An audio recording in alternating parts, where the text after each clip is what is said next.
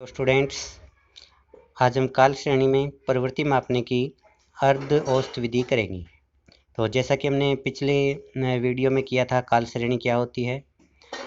अब हम ये देखें कि काल श्रेणी मापने की कौन कौन सी विधियां हैं। तो इसमें सबसे पहले हमारे पास है मुक्त हस्तरेखा विधि, दूसरी है अर्ध औसत विधि जिसको आज हम इस वीडियो में करेंगे, तीसरी है चल औसत विधि और चौथी है न्यूनतम वर्ग विधि। तो सबसे पहले हम ये देखेंगे कि अर्ध औसत विधि होती क्या है। अर्ध औसत विधि जो होती है, इसको हम दो भागों में बांट करके अध्ययन करते हैं। पहला, जब हमारे पास में जो डाटा दे रखी है, जो मदों की संख्या है, अगर वो सम हो, सम का मतलब उसमें जो मदें दे रखी है वो 2, 4, 6, 8, 10 इस सीरीज में हो। और दूसरा, जब टाइम सीरीज में जो मदें दे रखी है उनकी संख्या विषम हो। विषम का मतलब 1, 3, 5, 9, 11 इस प्रकार की सीरीज में हो। तो सबसे पहले हम देखेंगे, जब काल श्रेणी के अंदर हमें जो मदें दे रखी है, अगर मदों की संख्या सम हो तो उस अवस्था में हम किस प्रकार से जो ट्रेंड को फाइंड आउट कर सकते हैं। तो इसमें सबसे पहला हमारा स्टेप्स रहेगा कि जो श्रेणी है उस श्रेणी में जो कुल मदें हैं उन मदों को दो बराबर भागों में बांट लेते हैं। यानी अगर उसमें 10 मदें हैं तो 5-5 मदों को दो भागों में बांट लेंगे। अगर 8 मदें हैं तो उसको हम 4-4 के भागों में बांट लेंगे। और अगर 6 मदें हैं तो उसको 3-3 के बराबर भागों में बांट लेंगे। उसके बाद हमारा दूसरा कदम होगा, जो हमने बराबर बराबर मदें बांटी है उन मदों में जो दो भाग हमने पर दो भाग किए हैं उनमें से प्रत्येक भाग का हम समांतर माध्य निकाल लेंगे। समांतर माध्य हम कैसे निकालेंगे वो आगे जब आप सीरीज में करेंगे तो आपको पता चल जाएगा। और उसके बाद जो हमारे पास में, जब हमने दोनों का माध्य निकाल लिया, माध्य निकालने के बाद हमारे पास में जो वैल्यूज आती हैं उन वैल्यूज के आधार पर हम जो है रेखा चित्र को तैयार करेंगे। और रेखा चित्र में जो दो बिंदु हमारे पास आएंगे उन दोनों बिंदुओं को मिलाने के बाद जो एक सरल रेखा हमारे पास में आएगी, वो सरल रेखा ही जो है वो दीर्घकालीन प्रवृत्ति को दिखाएगी। तो इसमें हम अब देख रहे हैं, हमारे सामने एक टेबल है। इस टेबल में अगर हम देखें तो हमारे पास में एक तरफ हमने ईयर्स ले रखे हैं, उसके बाद जो सेल्स है वो है टन्स के अंदर है। तो हमारे पास में जो मदें हैं, मदों की संख्या है वो है 6, 2012, 13, 14, 15, 16, 17, यानी कि हमारे पास में 6 मदें हैं। अब 6 मदें होने का मतलब सबसे पहला स्टेप हमारा क्या है, मदों की जो वैल्यूज दे रखी है। जैसे 2012 के अंदर जो बिक्री थी वो 100 टन की थी, 2013 में 111 टन की, 2014 में 160 टन की, 2015 में 118 टन की, 2016 में 122 टन की और 2017 में 120 टन की। तो इसके बाद हम निकालते हैं सेमी टोटल। सेमी टोटल का मतलब हमने सीरीज को दो बराबर भागों में बांटा। पहला भाग कौन सा है, ऊपर की 3 मदें यानी 2012, 13, 14, तो इनका हम टोटल करेंगे। यानी 100, 111 और 107 को अगर हम जोड़ेंगे तो इसका सेमी टोटल जो आ जाएगा 318। इसी प्रकार से हम नीचे वाले तीनों मदों का भी जोड़ करेंगे, 118 प्लस 122 प्लस 120, तो ये टोटल आएगा हमारे पास में 360। तो यहाँ तक आपको समझ में आ गया कि हमने सबसे पहले सीरीज को दो बराबर भागों में बांट लिया 3-3 मदों के, फिर हमने 3-3 मदों का जोड़ करके जो है नेक्स्ट कॉलम में लिख दिया। अब हम इसके बाद इसका जो है औसत माध्य निकालते हैं। औसत माध्य कैसे निकालेंगे, जो तीनों मदों का हमने जोड़ किया था 318 आया, मदों की संख्या 3 है यानी कुल योग बटा मदों की संख्या, यानी 318 बटा 3 बराबर 106 आ गया। इसी प्रकार से जो नीचे वाला हमारे पास में आधा भाग था उसका टोटल 360, तो उसका हमने जो सेमी एवरेज निकाला वो 360 बटा 3 120 आ गया। अब हम इसके बाद नेक्स्ट जो कॉलम है उसके अंदर हम कर रहे हैं मिडिल ईयर, यानी मध्य साल निकालेंगे। तो ऊपर हमारे पास में 3 साल है, 2012, 13, 14, तो इसका हमारा जो मिडिल ईयर है वो क्या आ जाएगा 2013। और उसके बाद नेक्स्ट जो नीचे वाला आधा भाग है उसका हमारे पास में मिडिल ईयर क्या आ जाएगा 2016। तो अब इसके बाद हम इनको जो है एक रेखा चित्र के द्वारा प्रस्तुत करते हैं जिसमें हमें ट्रेंड मिलेगा। इसमें आप देख रहे होंगे ओ एक्स अक्ष के ऊपर हमने जो है साल लिए हैं जो कि 2012 से लेकर कंटिन्यू 2017 तक है, और ओ वाई के ऊपर हमने बिक्री ली है। तो एक इसके अंदर जो है बिल्कुल गहरी रेखा दिखाई दे रही है, वो गहरी रेखा जो है वास्तविक मूल्यों को दिखा रही है। वास्तविक मूल्य का मतलब आप देखो 2012 के अंदर बिक्री कितनी थी, अगर आप रेखा को देखते हैं 100, तो हमने पहली बार 100 ले लिया। 2013 के अंदर बिक्री कितनी है 111 है, तो हमने पॉइंट जो 111 पर लगा दिया। 2014 के अंदर जो बिक्री अब 107 है, नेक्स्ट पॉइंट हमारा 107 आ गया। और 2015 के अंदर जो बिक्री है वो है 118, तो नेक्स्ट हमारा पॉइंट 118 पर।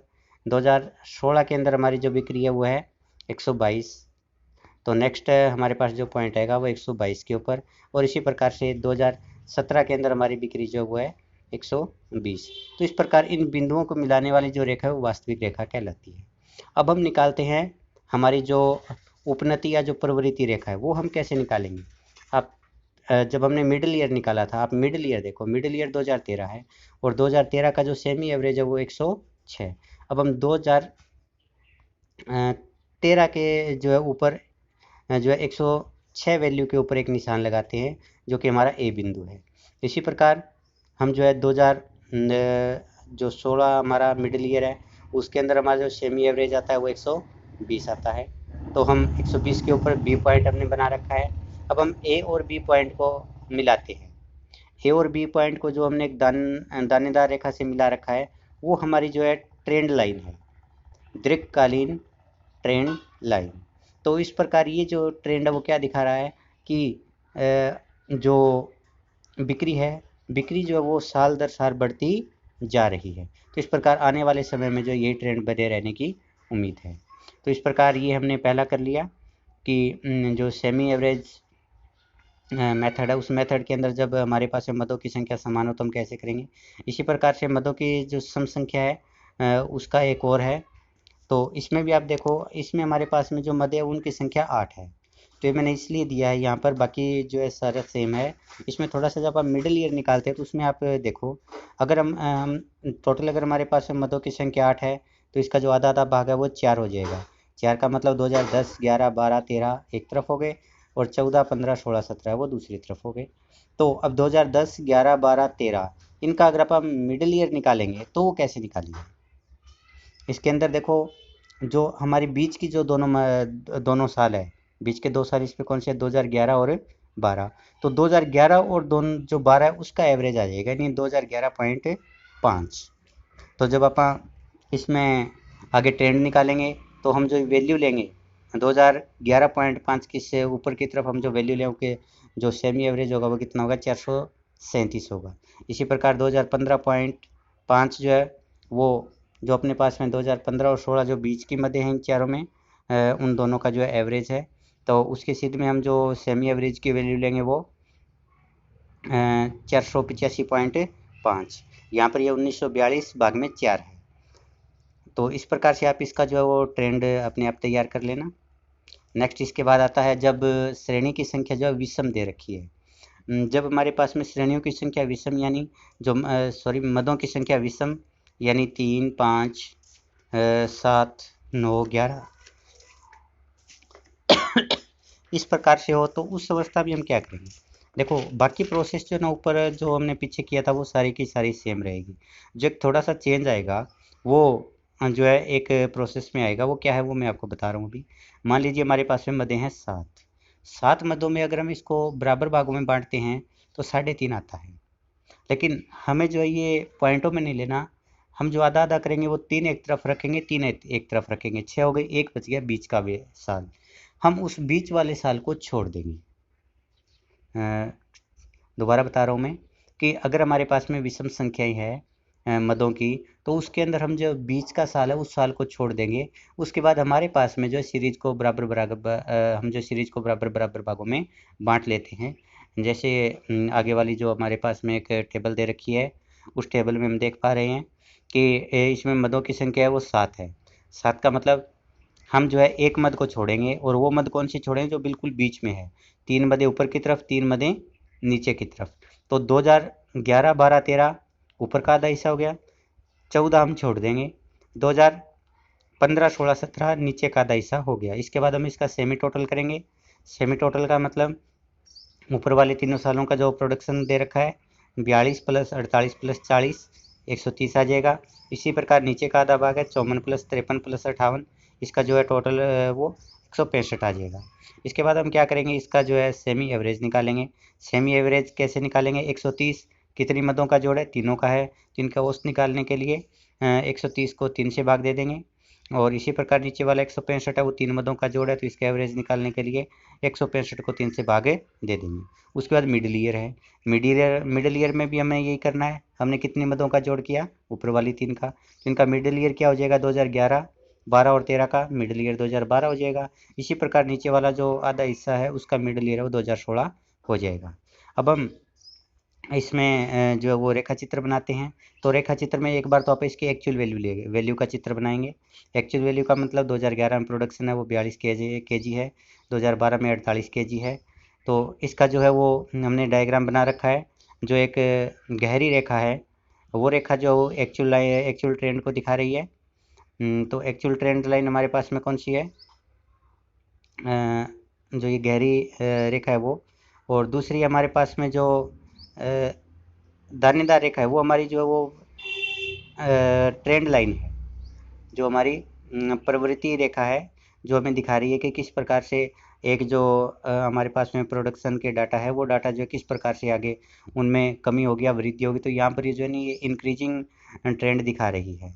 तो हमारे पास ए और बी पॉइंट कहाँ से आए, ए पॉइंट हमारे पास में 2012 का जो हमने सेमी एवरेज लिया नहीं 43.33 के आधार पर हमने निकाला है। 2012 की स्थिति में हमने 43.33 के ऊपर पॉइंट लगाया।